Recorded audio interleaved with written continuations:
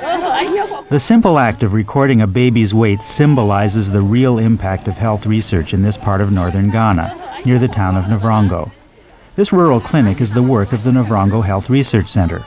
Born of a serendipitous mix of good sense, good people, good timing, and even some good fortune, it stands behind the face of impact.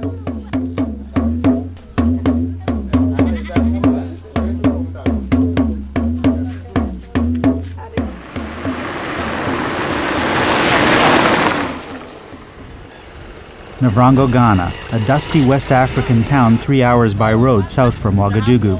Its hardy, resilient people, well, the fact is, they don't have very much. Every year the staple foods, millet, sorghum, and groundnuts, run out. People here call it the lean season, and it affects the health of everyone. The land is not good enough for cultivation, and so almost every year, without exception, from the time I was a child up to now, we've never had enough to live on. Health services for the entire region used to be concentrated in a single hospital. But now the Navrongo Health Research Center is finding innovative ways to improve health right where people live. The center's methods are attracting attention in other parts of Ghana. We were introduced to this center by our regional director, and he told us that as district directors, that's where the action is taking place. And so we must come and have also our orientation. The research center at Navrongo creates impact through its linkages and exchanges with a widening circle of communities from village to planet, often making innovative use of technologies. The center was established in the late 1980s to do just one British-funded experiment, a study to measure the effect of a dietary supplement of vitamin A on the health of local children. After showing a vitamin A supplement reduced child mortality by 23%, the lab set to close. But staff from Canada's International Development Research Centre, IDRC, saw the huge potential in maintaining and expanding the capacity that had just been built, according to Fred Binka, the Ghanaian researcher who leads the centre. We had developed some good local manpower. The structure of the community has also been mapped. We had a fair knowledge of who was where, and we thought that resource was quite unique. The key resource was a system for keeping detailed, up-to-date health and census records for every person in every family compound. It was based on HRS, the household registration system first used in Bangladesh. The household registration system came out from a review made by a computer science professor in the US when he went to Bangladesh. So the whole system of Bangladesh has been adapted to the Navrongo setting. A relatively small but strategic grant from IDRC to survey key child mortality risk factors kept the center going. IDRC funding sort of tied us over in that critical period for us to be able to find our bearings. That gave time and incentive for other players, like Ghana's Ministry of Health, to participate. Fortunately, just by coincidence, the ministry had decided that it was going to develop 3 field stations, one each in the 3 ecological zones of the country, one in the coastal savanna, one in the forest area, and one in the northern savanna. So we sort of fitted quite neatly into the northern savanna.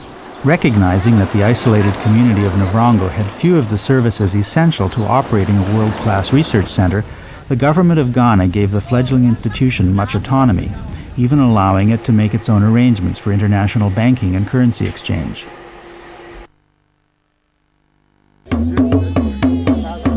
Impact results from exchanges.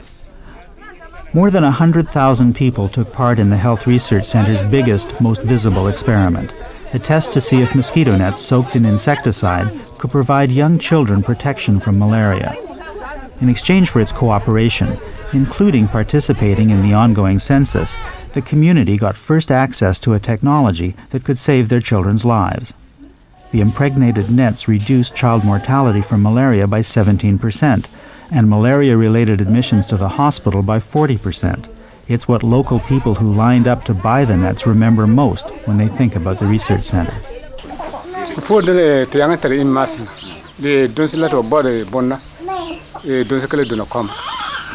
That pattern of community involvement and responsibility in the research has been repeated in all the Navrongo studies, and the people appreciate it.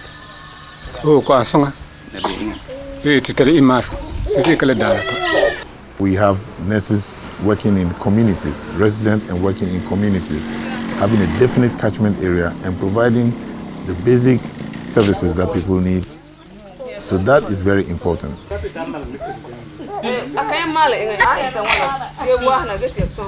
The nurse does extremely well. She goes from house to house to see to people's health. She understands the local language, so they feel at home.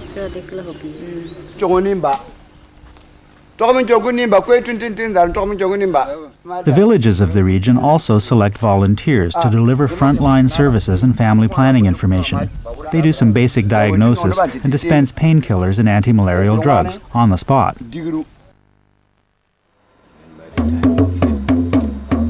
Impact results from integrating technologies. Handheld mini computers are getting cheaper. In a year or two, we should be able to try that in one of those areas. My name is Robert Alirigia. I work with the Community Health and Family Planning Project, and I'm at the same time the satellite or email operator in the center. It is virtually impossible to telephone the Navrongo Health Research Center from the outside world. But a relatively inexpensive shortwave transmitter and a satellite provide same-day electronic mail connections to anywhere on Earth. So we have email in a place where there are no telephones, and so this is our lifeline to the rest of the world. It allows us to communicate with our colleagues in other places, and that has been really very, very important. Linkages with institutions such as McMaster and Memorial Universities helped establish technologies like this in Navrongo. The email system alone is vital to the long-term sustainability of the center. It is worth working in such a rural setting because it helps us to contact other scientists to get new ideas and help us to collaborate and get information and advices. Impact results from linkages. Samples of blood taken from the babies of Navrongo are part of a process that may result in a safe and effective vaccine for malaria, one of the world's great killers. The project has its origins in the United States, but without linkage with the Navrongo Health Research Center and its unique expertise, it would not be possible to do it. And that is AY's director, isn't it? The Research Center has developed other links that join the community to research institutions and universities all over the world, some in the north, others in the south.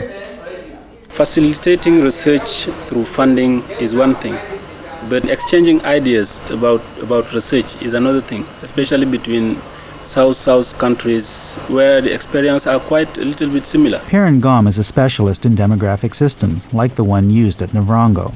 He studied in the U.S., and assumed that was where he would stay. But then I saw this advert on the Navrongo Health Research Center looking for somebody who is interested in working in rural Ghana on a project, and the project was described, and it was really interesting to me. Using its links with institutions in the north, the center has been able to recruit first-rate African researchers, bringing them home, giving them opportunities to serve their own people while doing world-class research. Fortunately, I come from here too, and I think that if I'm here to bring my ideas to bear on the development of my own people in terms of health, in terms of whatever, I think it's important to me. For me, the special thing is that I have the opportunity to do exactly the kind of thing that I've been trained to do. I'm also working for my own people, and whatever I do has practical relevance for my own people. We've put in a system where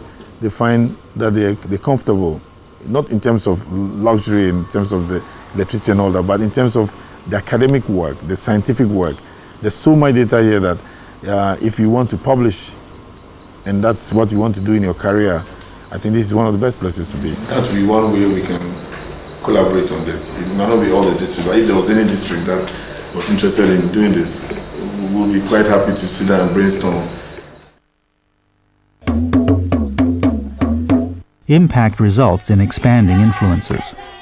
Navrongo's circles of influence spread outward from traditional village meetings like this one, where people discuss their health concerns directly with the researchers.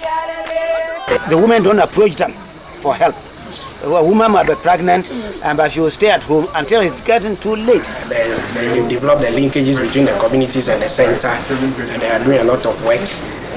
We talked to some of the paramount chiefs, and they were very impressed with the work they are doing. They took us right to the village, and these things happened firsthand. So you can't forget because you have seen it and you've partaken in it. So you will never forget. When we visited the rural areas, we realized that the healthcare providers were living in the communities, and so it is very easy for the rural people to have access to healthcare. The Navrongo surveillance system has moved to several countries like Uganda, Tanzania, Mali, Kenya, and even I suspect now it will move to Bangladesh one of these days. This design, I felt, wasn't ideal because you didn't have a community with their mosquito population. Obviously, the rich people will have the nets and the poorer people will have no nets. And malaria is a disease of the poor, so you're going to worsen the poor people's situation. People come here to see what work we are doing, and I think we're quite happy with what we have achieved so far. In the very near future, some of us will be coming back. The groundbreaking work at Navrongo is now sustainable because of the confluence of commitment, scientific leadership, and national and international cooperation, the results of exchange, linkage, technology, and influence. Perhaps this child, a young participant in the process today, will grow up to work at the Navrongo Health Research Center. She would have no trouble listing the elements behind the face of impact.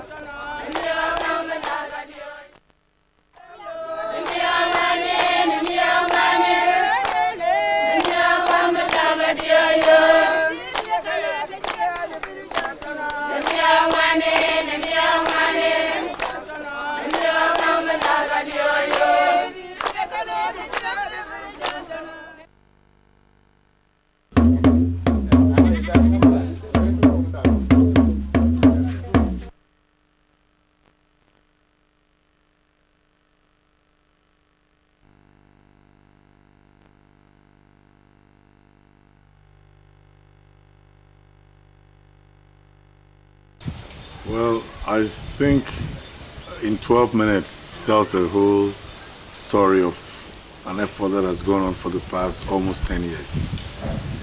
And what I would want them to take away from this is that things can be done in the South. We can also achieve some progress and development. The assistance that we get is required and useful, but sometimes there's a tendency for people to expect results immediately. And unfortunately, in such developmental issues, you need some time. And I think we've demonstrated that with support and some amount of time, we've been able to achieve a lot of success.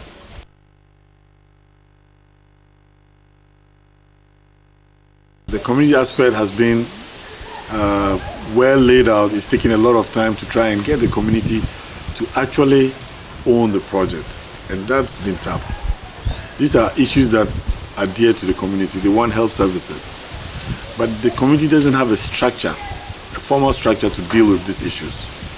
So you'll have to sit down with them and organize the structure from time for a long period of time before both sides sort of agree and things sort of synchronize, and then you set off and you see all the success and the cooperation that you get. I think the message about the community is that the community works at its own pace. The community doesn't have deadlines on a year or 2 years.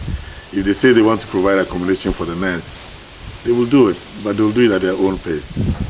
And the story is that the communities have to pay for this volunteerism that we all see, the community participation. Somebody pays for it. It's either the chief or the elders. So this works slowly and is all trying to also shift the attention of the Ministry of Health staff that are used to working from 8 to 5, or if you're on duty, the fixed time schedules that people work.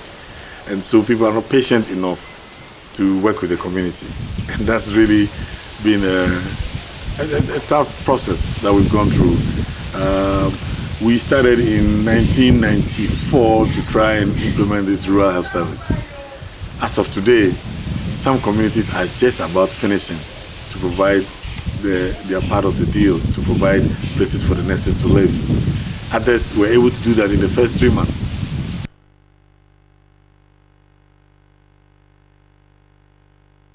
One of the examples that I never forget in my life was the BedNet trial, which was designed for a follow-up of 12 months. And after we did a baseline survey and the trial was underway, we realized that the baseline mortality rates were wrong, and that there was a need to either extend the survey the size of the survey, or to extend the period of follow-up. And we had to go back to this community and say, we have to follow you again for another 12 months. Oh. That was tough. But it's because we've been here for some time. We have had several ways of communicating with the community using their own methods. The Durbers are ways in which the communities interact with each other. This is how they discuss their issues. So we use those same methods in getting the communities to participate in the study. And you really have to be honest with them. And they must show you, they're always suspicious that and they should be, because they don't understand all the issues. So you have to go back and take your time on and on and on again and provide the opportunity for feedback. And I think that's what has made us to succeed and to have the cooperation that we get from the communities.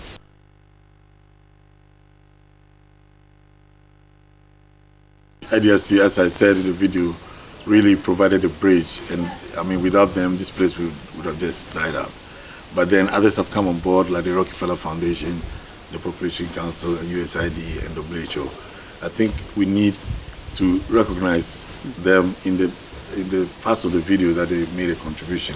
I know it doesn't fit in so well by just reciting all these people, but we could acknowledge them in the script at the end, indicating that they played a role, and I think that will be quite useful.